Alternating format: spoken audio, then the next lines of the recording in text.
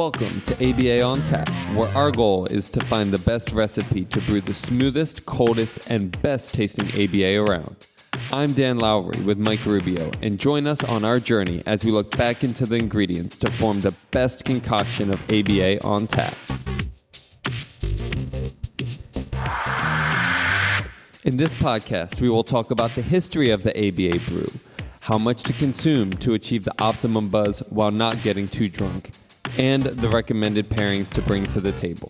So without further ado, sit back, relax, and always analyze responsibly.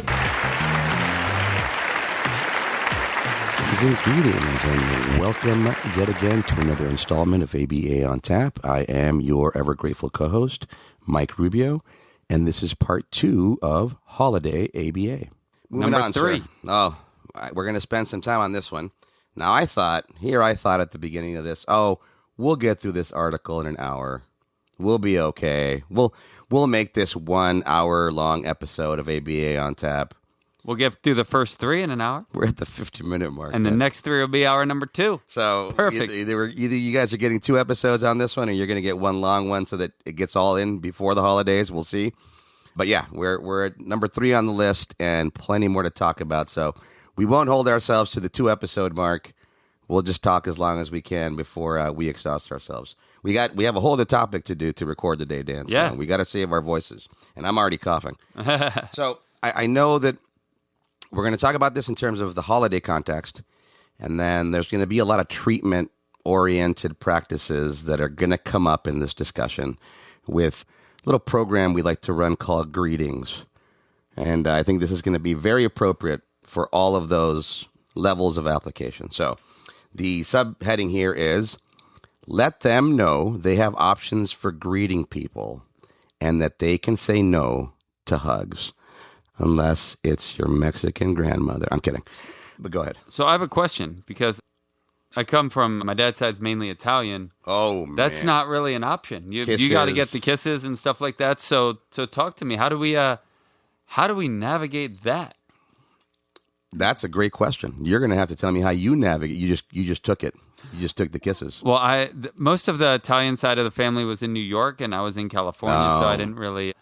But had I been there, I would have probably had to take the kisses and the hugs. Now that's tricky though, because I was being a little facetious. No, it's a good point. People might, and this goes back to the priming other people ahead of time. People might take it as rude if they go in for a hug and that's not delivered, and that's kind of pulled back on. So what are your thoughts? Talk to me, Mike. Well, we're going to go back to the previous point.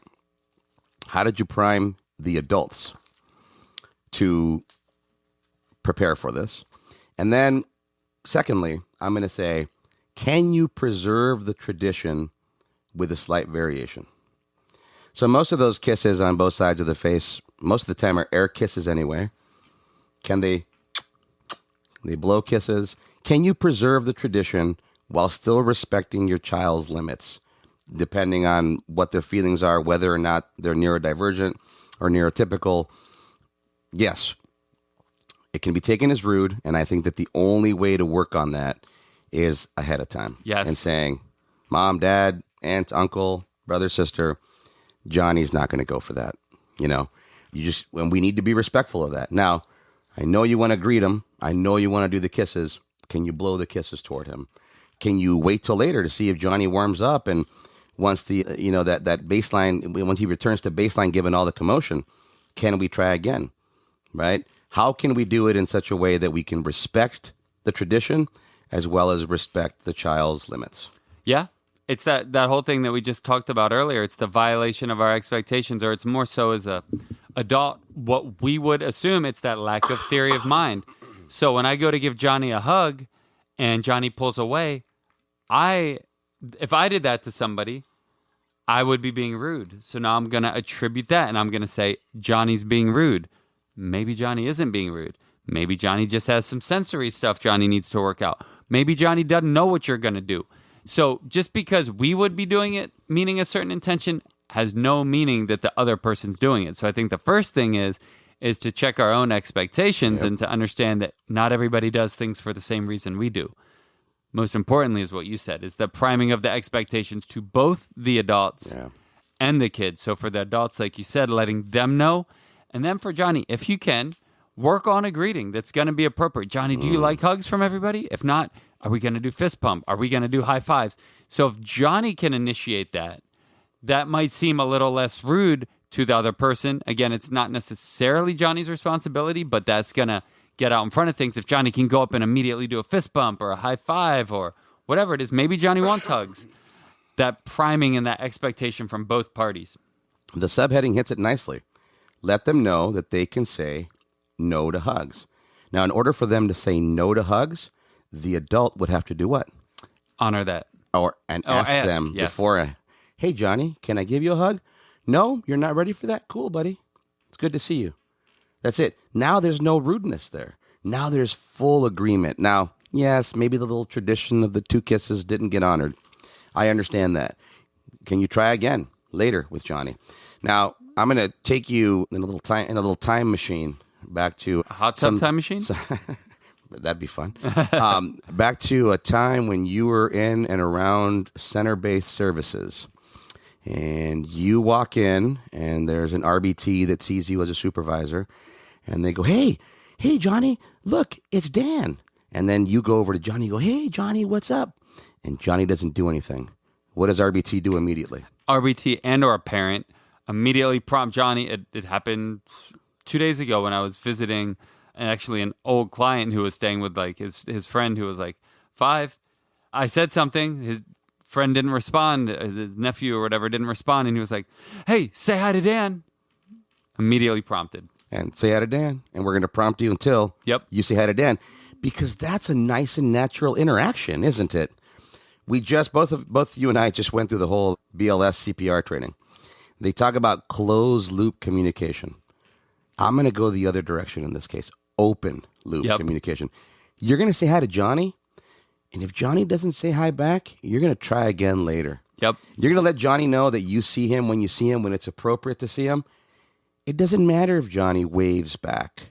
If Johnny looks at you, that might be their greeting. Yep. But the idea, my recommendation, suggestion here is don't get stuck on that closed-looped, over-prompted greeting piece. We're not in the military. We know that the child is already overwhelmed. So if they give any semblance of a greeting, take it. If they don't, it's not the end of the world, folks. It's no reason to get stuck here. Yep. Yeah. Certainly no reason to start calling Johnny rude or to start correcting his parents. So I'm going to suggest open-loop communication. Say hi to Johnny. Johnny didn't say hi back. Hey, try again later. Yep. And then when Johnny does say hi back, be ready for what's next. I remember we were in our old office a while ago. I think you were there with me. And this was actually a teenager that was very verbal. He didn't talk a lot, but he had all the words. And I remember I said hi to him, and I don't think he responded. And his mom was there and was like, say hi to Dan or something like that. And I was like, no, I got it.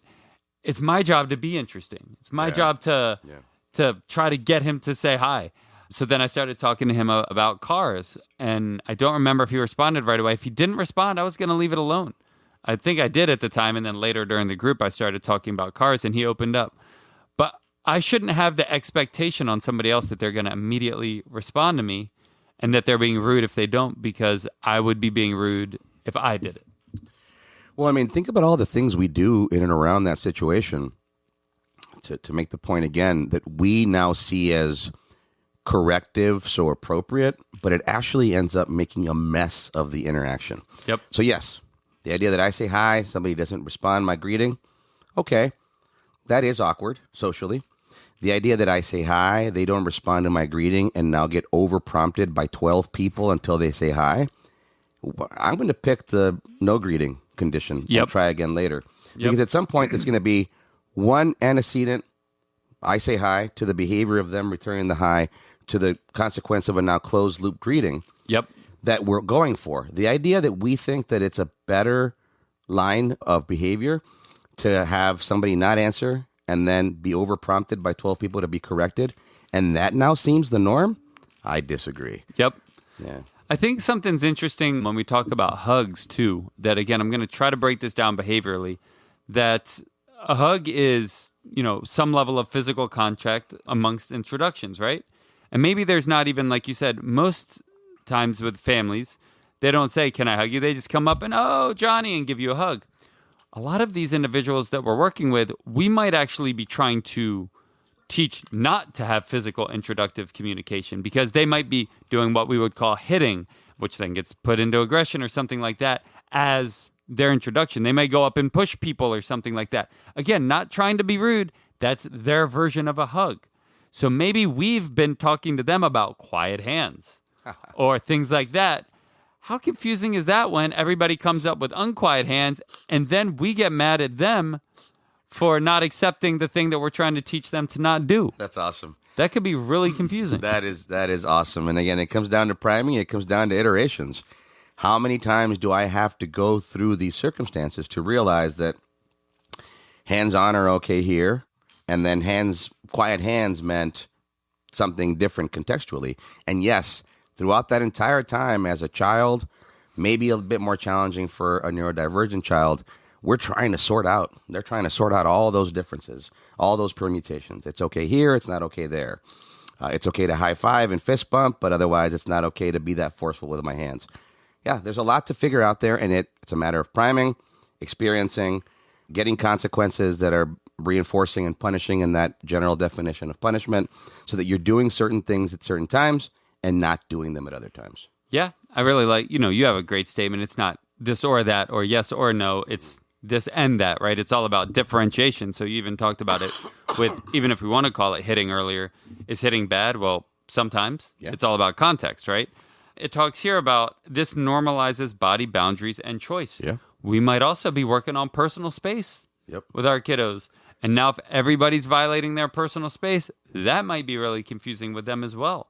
So again, we would say, well, this is their family. Okay, we understand that. We're the adults. And maybe they understand that this is mom and this is dad or this is grandmom. But do they understand what that means? And have you talked about the differentiation of who can touch you and how they can touch you? There's a lot of nuance to that that might be really, really confusing to this individual and actually really counterintuitive if we're reprimanding them for something we're teaching them on the back end. That's a great point. That's a really good point. So much to sort through, so much to learn in these moments based on the variations. And again, to your point, who better than family, given the context of our conversation, to be able to honor these variations and these differences, right? So oftentimes out of concern as family members, well, that's not the way the real world is going to treat them, and they need to be disciplined. Absolutely.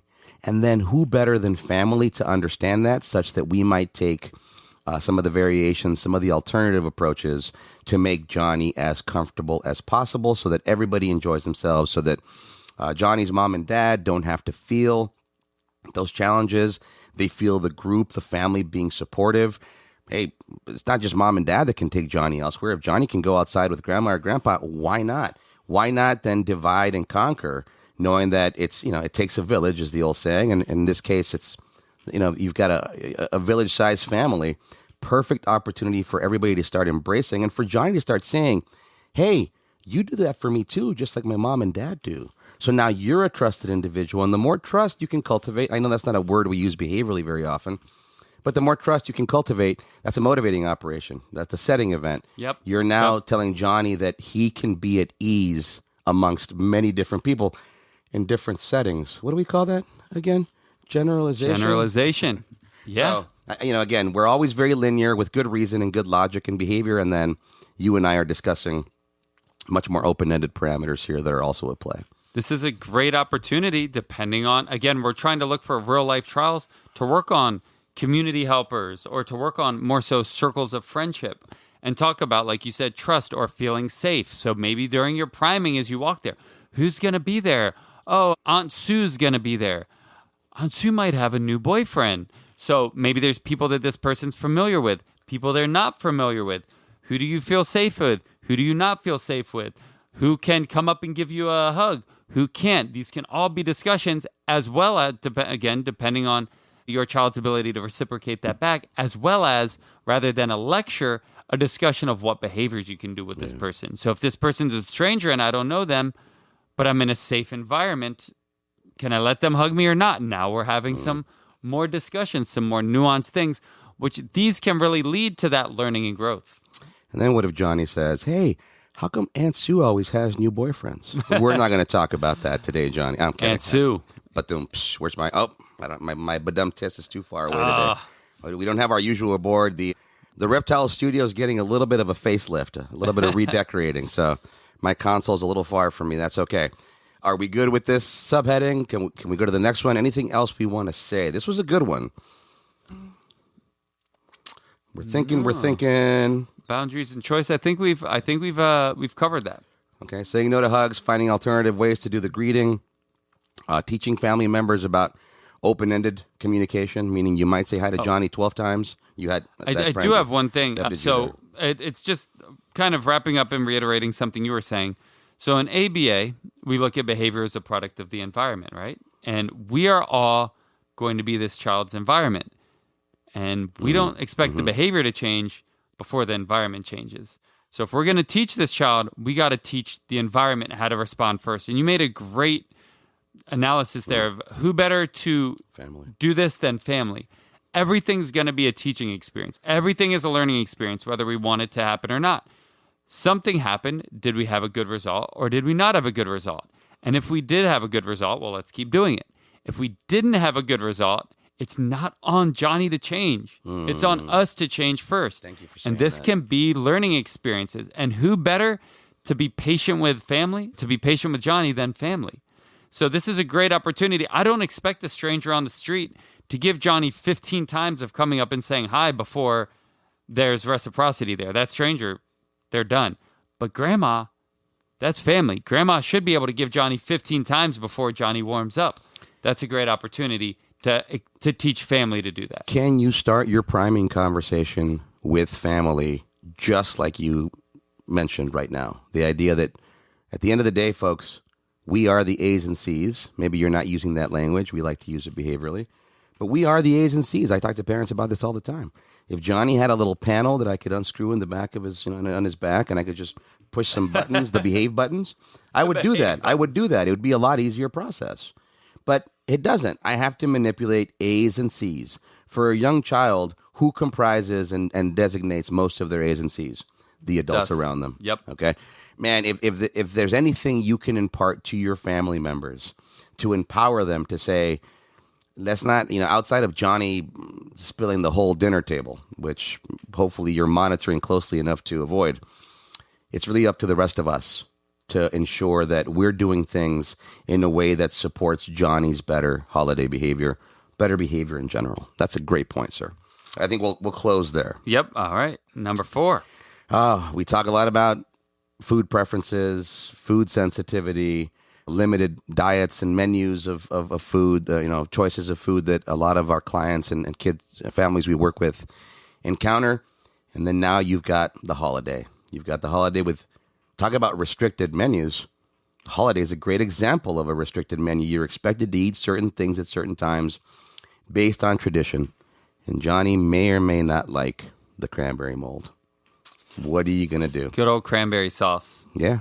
What to do, right? So the subheading here is help them say both yes and no to the foods they're offered.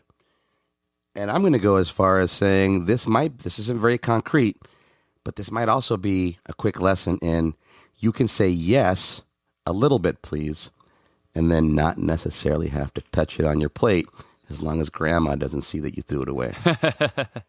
Yeah. It makes me think about, I don't know how many people I heard talking or talked about Thanksgiving, about turkey. And, kind of the general consensus is turkey's not that great of a meat. And there's various ways that the American public has figured out trying to make it better. I guess deep frying is kind of the new way that people do it. But It's all about brining. It's all about brining. Yeah, brining.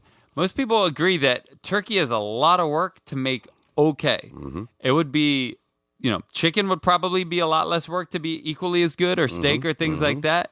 So, we do things sometimes because it's tradition, knowing that it might not be the best option. Our kids don't necessarily have that tradition.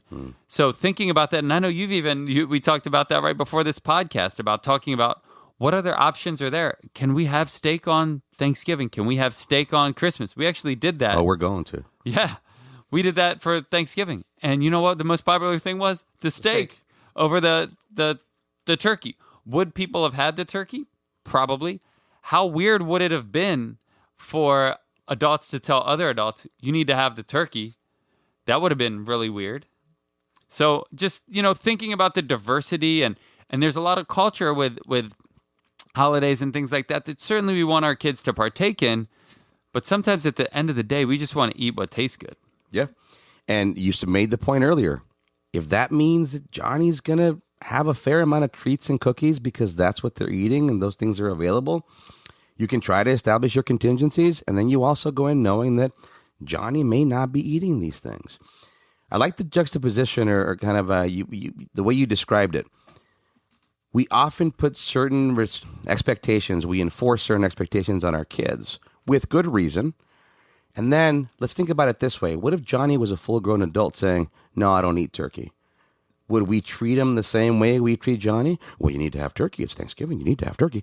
No, we leave it alone. We let them have their own autonomy and volition. Yep.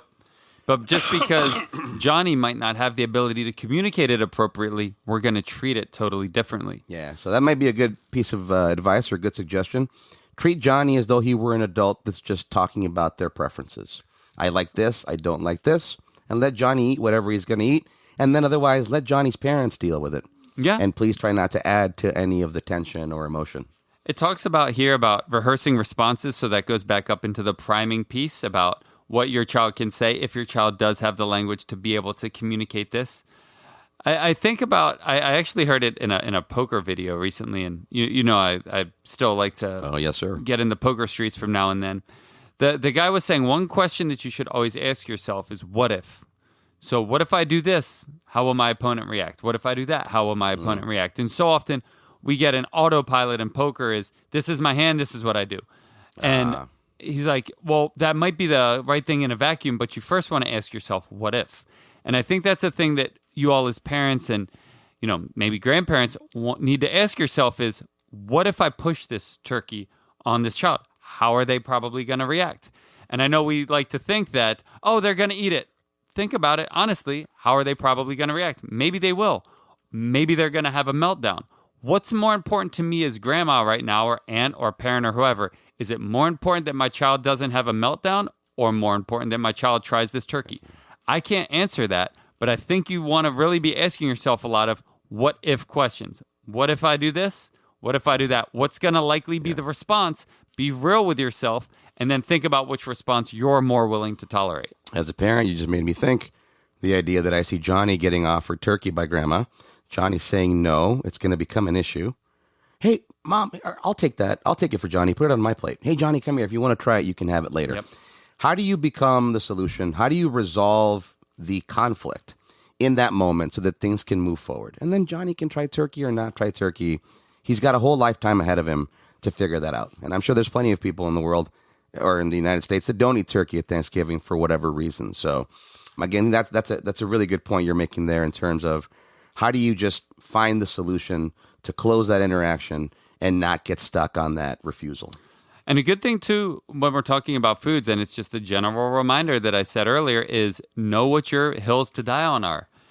We've talked about the 80-20 rule, following through 80% of the time, maybe giving in 10 or 20% of the time. Maybe at Christmas it's 50-50. Maybe it's 20-80. Yeah. I don't know what it is. But know what your hills to die on are, because what you don't want to do is set up contingencies of, okay, Johnny, well, before you have to have a cookie, just 2 bites of turkey. And then now you're an hour in, Johnny hasn't had these 2 bites of turkey, and now you got to figure out what you're going to do in that situation. Maybe you just take it easy on yourself and say, I'm going to try to get Johnny to eat turkey, and not set such stringent contingencies, because certainly you can even go back on stringent contingencies. But once you set it, that becomes even trickier. So rather than making these stringent contingencies of first 2 bites of turkey, then dessert of, Johnny, can we try some of the turkey? Maybe we just have dessert, and then I present this a little bit later. Mm-hmm. But careful with being real stringent with stuff, because no parent ever says 2 bites of turkey, then dessert, thinking that in 30 minutes, I'm going to be giving dessert without the turkey, right, even though the last 15 times we've said it, they haven't tried the turkey. Be real with yourself. Cut yourself some slack so that you can have a good experience as well. Can they be concurrent? The idea, can you build behavioral momentum? Can you give a slight bit of dessert just to make sure Johnny's putting something in his mouth? Yeah. Can then you shift gears? Can you have Johnny offer you a bite of that dessert while you offer them a bite of turkey from your plate? There's a million different ways to get around this. Somewhere in this article, and I'm not sure if we've already passed it, but they talk about the possible agitation and maybe hyperactivity that comes with eating too many treats and how that might be a thing. I want to challenge everybody out there. Please do. And I even challenge ourselves because I haven't looked it up recently. But I think to date, there has never been an empirically validated study that actually links sugar intake with hyperactivity in kids. So if I'm wrong, anybody listening out there, please look it up. Please send us the link. I'm going to have to look it up after we're done recording here. And I'm going to credit that to, I'm wondering if he's still around, one of my professors, San Diego State, Dr. Larry Fenson. He is the person that taught me that, and I tried to defy him and tried to prove him wrong. And at that point in time now, quite a few years ago, never found an empirically validated study that made that link. So don't worry too much about that. Don't overstuff Johnny with treats, but don't be worrying about too much sugar and hyperactivity because scientifically speaking, I don't think there's a correlation. Anyway. Yeah, no, I think we've hit that one pretty good. The food piece, we talked about it in the beginning. I forgot it was number 4, so got a little spoiler alert before we got to it. Oh, yeah. So we've got, 2 more. 5 and 6. All right. We're doing great on time. Let me see. Before we close that one out, I did like some of the suggestions that they had here. So in terms of rehearsing responses with your kids and saying yes or no to foods. So when grandpa insists you try something new, you can say, no, thank you, maybe later, or take a tiny bite if you're curious. Okay. The no thank yous go a long way because it's hard to look at a kid who just said no thank you and call them rude despite them not giving in to your better intent. If someone offers you dessert before dinner, you can ask, can I check with my grown-up first? And we'll decide together. Okay. Again, a nice way to teach Johnny to maybe take a pause and then figure out what their next course of action is going to be. When you're not sure what your body wants, you can say, I'll take a little to see if I like it, or I'm full right now, thank you. And I had alluded to that too. The idea that you can tell your child, ask for a little bit, and then unless nobody's looking, you can be done with it. Nice theory of mind lesson, right? Nobody sees you throw it away, then as far as they know, it's in your belly. There you go. We're good. All right. Moving on, sir, and you're right. We've alluded to this already, and this is probably the most important, I'm going to say the most important subheading of this article. The idea that you can divide and conquer, you can lean on the village, the rest of the family, to just give Johnny a break. The way it's being pitched here contextually is removing them from that environment for a little bit, which I think makes a lot of sense. But in the general overview of what we're discussing today, give Johnny a break is a beautiful slogan. It's a beautiful mantra. Cut Johnny some slack. Cut yourself some slack. It's the holidays. We all overeat. We all eat too much sugar, too many treats. We all worry too much about what we're wearing, what we're dressed, what we're going to say, who's going to say what. Give yourselves a break and then give Johnny a break. And if that means environmentally, in terms of the circumstantial, the situation, take him outside to play. Get him away from the commotion. Go let them, quote unquote, stim for a little while because that's usually some level of self-soothing or self-regulation that's happening there. Give them some privacy if the rest of your family isn't okay with that behavior, then give them privacy. If the rest of the family can be open to that behavior, let them do it. Yep. Let them be themselves in that moment. But break doesn't just mean removing, although I think that's what we're talking about here, and that's a very important piece is go somewhere else, have mom or dad take them somewhere else. Grandma or grandpa, is there an older cousin? Somebody that can remove Johnny for a little bit and just let Johnny be themselves, let Johnny not feel the tension, the pressure of the holiday. And then overall, let's cut ourselves a break. Yeah. I mean, there's even times where, I'm sure there's times with you, Mike, there's definitely times where I've been at parties where I'm just like, I'm going to go to the bathroom, not because I have to go to the bathroom, but I just... So primarily administrative meetings that I do that. Yeah, it's true. That's your office, right? Yeah. I really need to go to the restroom. I'll be right back. Man, it's been a while. Mike's been there. But there's times where sometimes we get overstimulated. We have the ways of coping with that. Whether it's maybe, how many of us just go on our phone for a little bit and that's kind of like a break in the area that we're in. We're done talking with people. We're just zoning out on our phone for a little bit. But, Johnny, he's the center of attention. Everybody wants to say hi. And sometimes Johnny's probably just like, man, can I just get a minute? So this is a great thing to talk about during the timing and priming, excuse me. In fact, probably one of the most important things to prime is, Johnny, if you're feeling a little bit energized or you feel like you need a break, where can you go? What are we going to do to allow for Johnny to take a break? Can we go to another bedroom? Do you want to come back to the car for a little bit? Sometimes, our proverbial energy meter, I think about it, from like Street Fighter or something like that, your life meter gets knocked down so far. Him. Yeah, that's Mortal Kombat. But oh, sorry. Oh, man. But sometimes we need to re-up our life bar. And same thing, we know how to do it. Johnny probably doesn't know how to do it. So Johnny's going to need some assistance to do it, and priming is a great way to start with that. Let me pitch a scenario to you. Okay.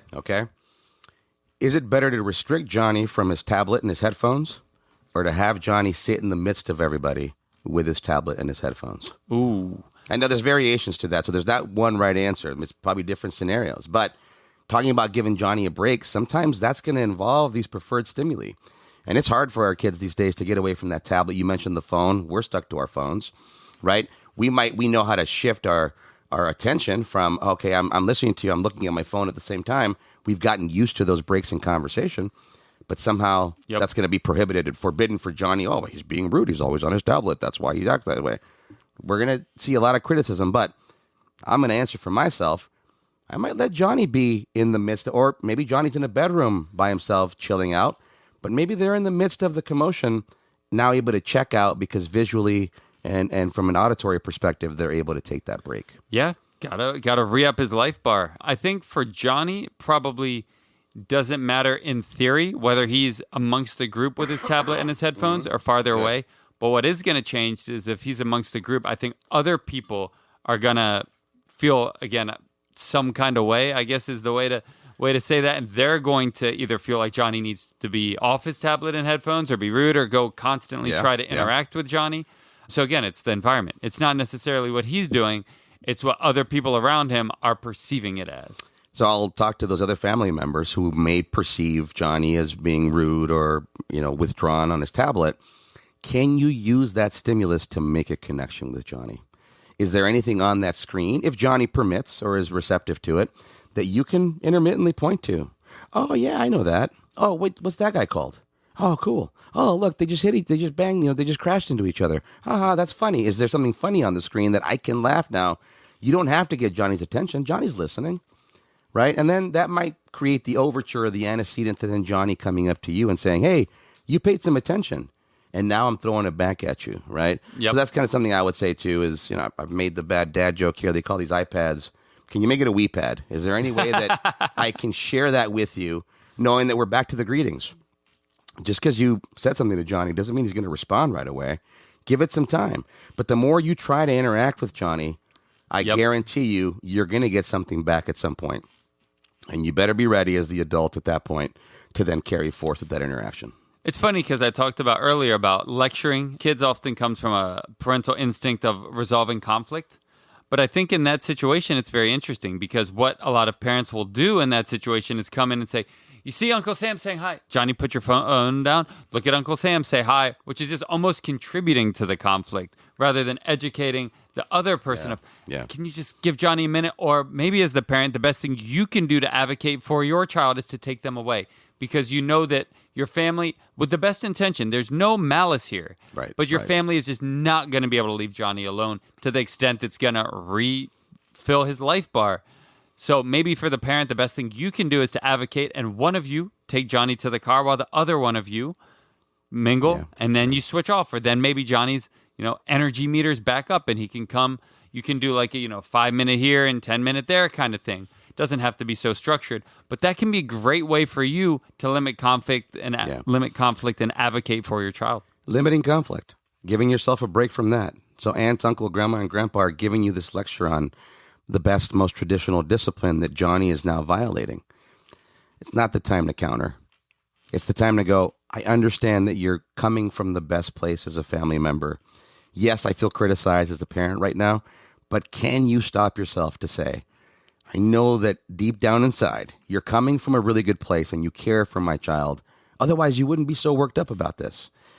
Easier said than done. I can preach this all day on ABA on tap, and then I've got to walk into my family gathering where, someone who I believe to be a very well-adjusted 4-year-old is ultimately going to do something like a 4-year-old. And there's going to be some edgewise comment about, well, she must always get what she wants. Or in that moment, can I then go, yeah, I can see how that looks that way to them. I don't think that's the case.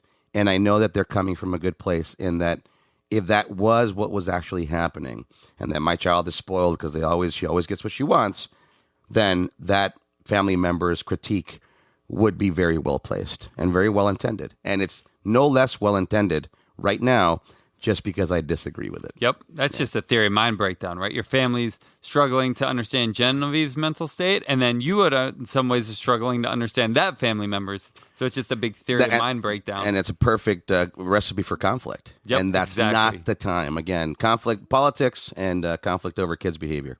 Not what you want to do at holiday time. So I think for the year-end review, we might have to do a review of your holiday party to see how many of these things you did and how that went. Yeah, that might make us lose a lot of credibility. No, you know what? That might be a really good idea.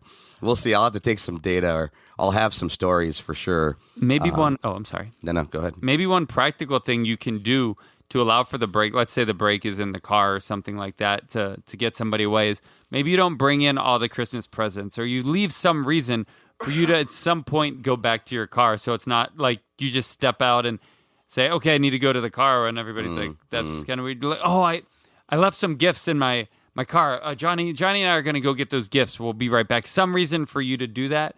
Not that it really matters. That's just going to be for you if you care how much other people might judge you for your actions. I know some people take that harder than others. Super practical tip you gave there, too, in terms of the gifts or all the stimuli. Maybe some of those don't need to come out right away. Not just to give you an excuse to go back out, but to lower the temperature in the environment for Johnny or for anybody else, knowing that if you keep using the example of Johnny maybe wanting gifts that aren't for him, well, let's not break those out or have them under the tree until we're actually going to be opening them. And then that might drive the conversation or the circumstance a little bit better for everybody. So really practical tip there you gave on two fronts in terms of give yourself a good excuse to go outside or to leave the room. Other than just Johnny. And then, can you limit the stimuli, the holiday-oriented stimuli, the excitement? Can you parse it out in a way that helps your child, helps the rest of the family, keep the temperature nice and even? That's such a great point, right? Because you're mitigating two variables there. Number one, you're mitigating the initial overstimulation of there's 500 things here and sounds and lights and so much going on. And you're also mitigating the potential satiation of I've played with everything, now I'm bored and I want to go home. Yeah. If you can kind of slowly integrate them into the situation. I think that's a great suggestion. Sure. Maybe if you don't leave a package in the car, maybe you say, oh, I got to run to the store. We're going to go grab something. And you take Johnny on a little trip to the store or something like that. Some reason for you to leave the situation so you all can just kind of regroup and then put yourself back in the situation. There's always a need for more ice. Did we run out of ice? I got to get some ice. We got to get some ice. There's always something you can go Vanilla for. Ice made a song about that. Yeah. And then you can pretend to go and they were fresh out. Too bad. Again, you're giving yourself that excuse so that it's not always, I'm going to take Johnny away because they're not behaving the way everybody's expecting them to right now. Yeah, that's not a bad reason to do that. But to your practical point, to be pragmatic, the more you say that, the more that sticks. So the idea that you don't always have to announce it. You don't have to, you take care of Johnny. You help them regulate. You bring Johnny back in. You divide and conquer. You spread the love throughout the family. Can somebody else take Johnny out now? Do we have to leave a little bit early? Maybe that's the case. Do we have to get there a little bit late? Is that something that we can prime our family members about? Absolutely it is. Can we have a room ready for Johnny? Is Johnny's tablet charged? All the things that we're talking about that are going to allow us or potentiate that idea of a break at some point when not just Johnny, but any of us are overwhelmed with the commotion, the sights, the sounds, the smells, the people, all the motion. And maybe you do that check-in ahead of time with the priming. Maybe you tell Johnny, okay, we're going to be there for 90 minutes. Then we're all, as a family, we're going to go to a different room or we're going to come back to the car and we're going to do a check-in. Do we all want to stay here or do we all want to leave? Like, that could be another thing that you could do. Because like you're saying, do we come a little late, leave a little early? An hour and a half of success is going to be a whole lot better than an hour and 32 minutes that the last 2 minutes leads to failure, because that's what Johnny's going to remember. That's what you're going to remember. And that's what you're going to take home as the family. As a matter, I mean, you're going to leave that. Now everybody's frustrated. Now you've left that environment, but you're going to take that environment to your house now, or the next place that you're going, because you're frustrated, Johnny's frustrated, and now Christmas isn't fun anymore.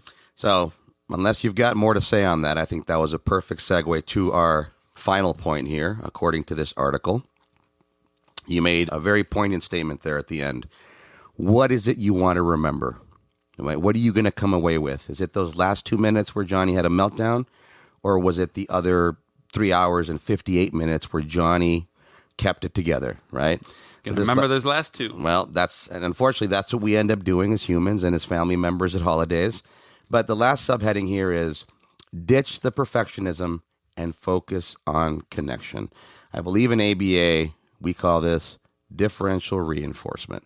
What are we placing our focus on, right? Is it those last 2 minutes, or is it the other 4 hours where everything was just fine and kids were kids, and yes, there were mishaps, but yeah, to your point, we sometimes end up focusing on that, and then we use that very definitive language. Johnny always has trouble at family gatherings. Let me just make the general suggestion. I'll pass it to you after that. As a family member, don't do that. Please don't do that. Certainly becomes a self-fulfilling prophecy. And do focus on the rest of it. I mean, throughout that 4-hour gathering, or however long it was, I'm sure Johnny sat quietly for at least 30 seconds. Can you focus on that? Or was Johnny really just running amok that entire time? It may seem that way because that's what we're anticipating. That's unfortunately what we've also primed for. Yep. So it's a real mind trick to try and maintain. I'll say it again. I can preach this all day, and then I have to find myself as a parent in that circumstance. Yeah, the always and the never, that's always my favorite. We would get that a lot when we would do the initial assessment, when we'd ask about following instructions, right? Never. How often does your child follow instructions? 0% of the time. Really? 0% of the time? Or do you just not remember the 98% of the time they do? Even our assessments are written in that language. Yep. Never, sometimes, always. Yeah. Right? 0, 1, or 2. What score is it? So. And that's actually kind of interesting, because I don't think any of us follow instructions all the time. I know I don't. When it gets taken from a developmental scale, we won't go too far into this. But yeah, I mean, again, to our point here is we do use that definitive language. And in terms of focusing on the connection over the perfectionism, this is something that it's part of the human condition. We are going to look at those things that we need to correct. We're going to leave well enough alone. I know I like to use that phrase.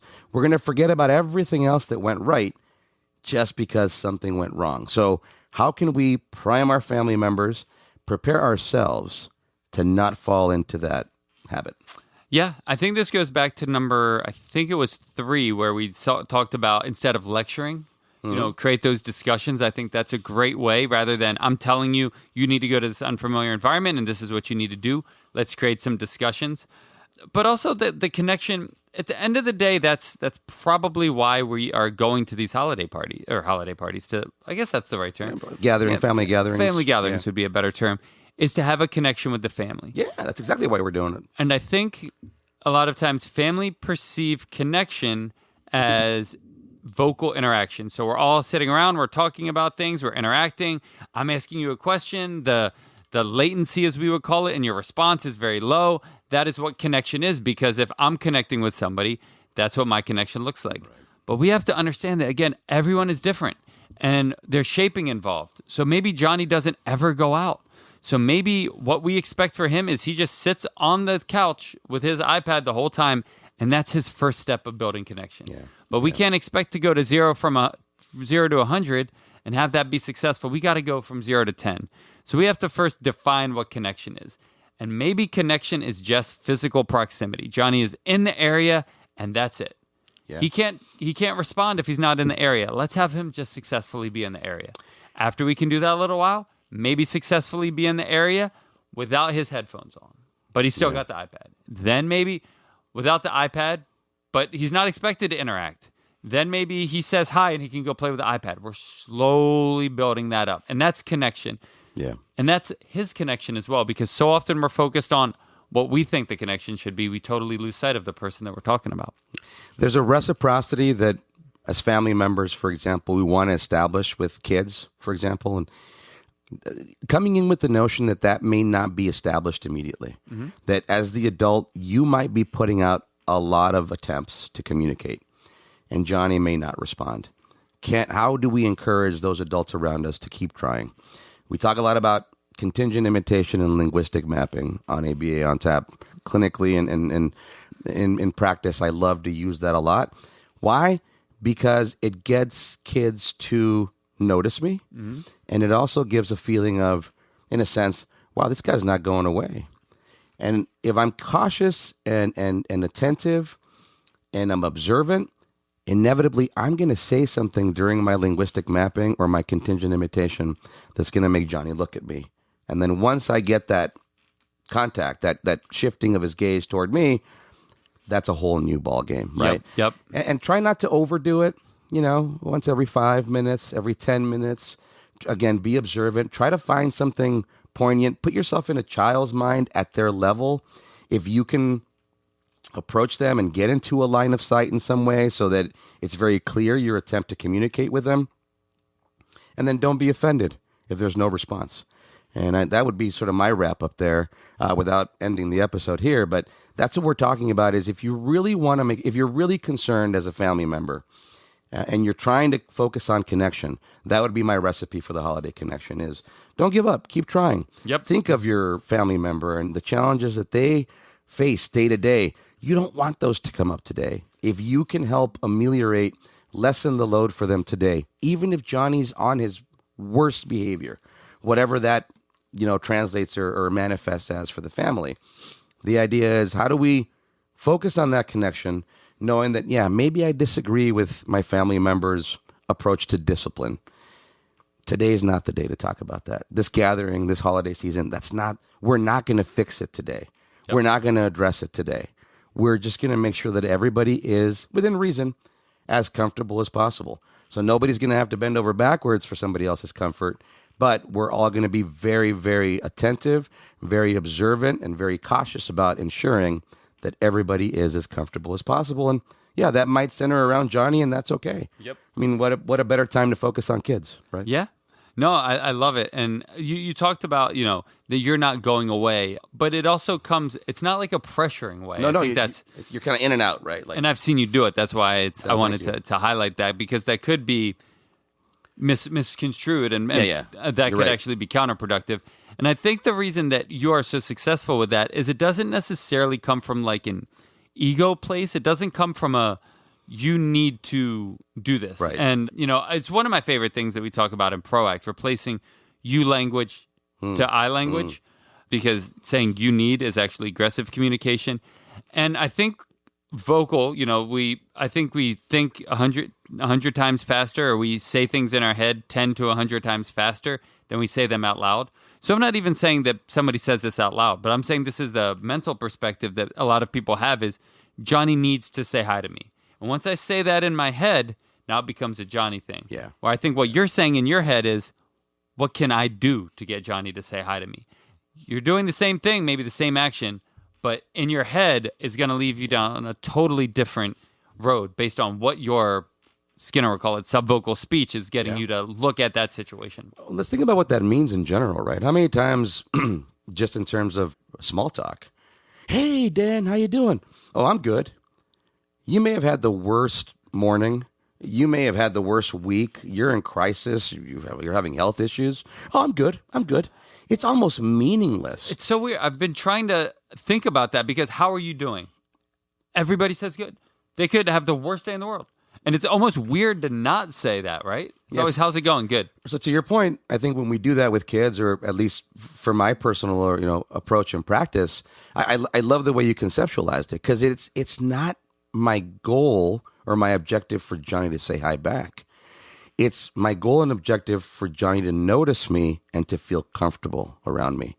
Now, if that happens, I'm pretty sure Johnny's going to say hi at some point. Love that. And then when Johnny says hi, again, I got to be ready to be attentive. Because a lot of times, to your point, if you focus so much on that one behavior, you're going to be so focused on it that I guarantee you're probably going to miss it when it happens. And then you will have wasted all your time trying to elicit or evoke a behavior which you're otherwise going to put under extinction. You use the word comfortable. Safe might be another word. Safe, secure. The idea, and the idea that you're constant too. Yes. This guy keeps offering chances to interact.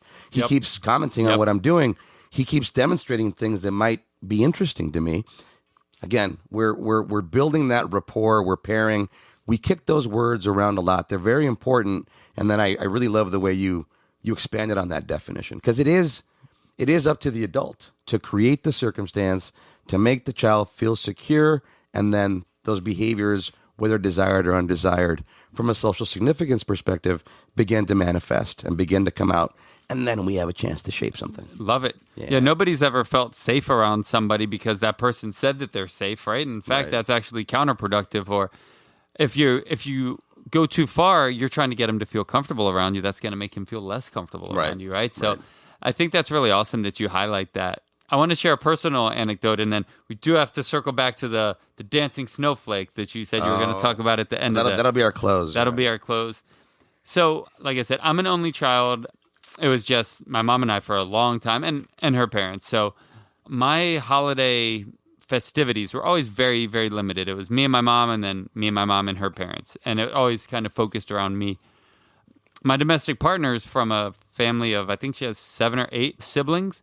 So, and now, since they live in San Diego, we usually go to her place for Thanksgiving and Christmas if we're around. Usually we're gone for one of them. We were there for Thanksgiving. Very different than anything I've experienced. I didn't grow up with that. But what's interesting is when we talk about connection, and it's something that I kind of laugh about and I still try to work out in my head, is that a lot of them are teenagers now. And what family dinners consist of for them is everybody's just kind of on their phone, like not even really interacting. Like Thanksgiving, it was like the guys were watching football, and some of us were like interacting around football.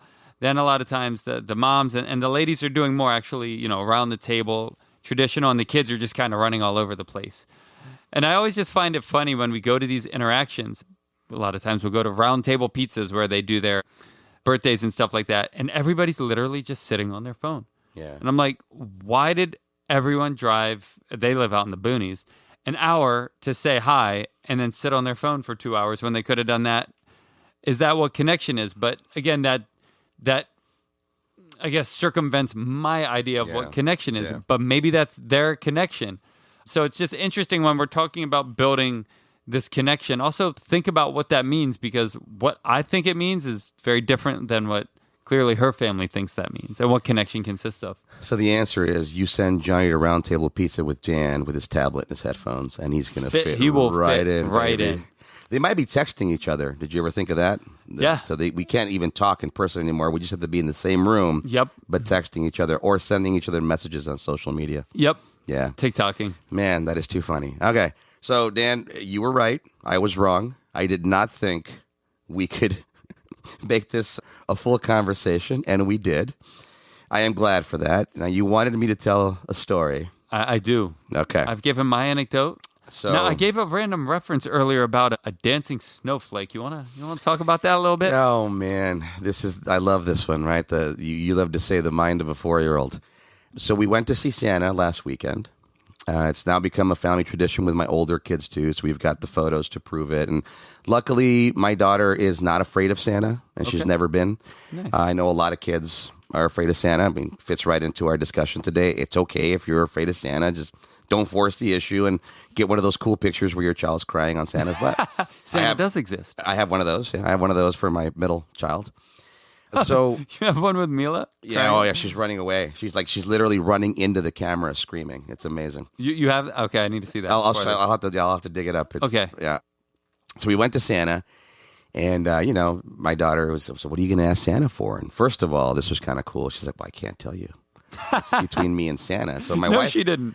My wife and I are like, "Well, we're gonna have to overhear it. Otherwise, that's gonna blow the whole cover. Because if you tell Santa and not us, how are we gonna deliver for Santa?" But Santa brings the gifts, not you. So she's got this idea of Santa, and it's a grand idea, including magical notion of questions like, so how does Santa get to all the kids on one night? And so I've made bad jokes like, well, Santa uses some Amazon now. He sends them ahead of time. Whatever. I've made, but no, Papa, no, Santa gives all the gifts to the kids and they make all the gifts. And okay.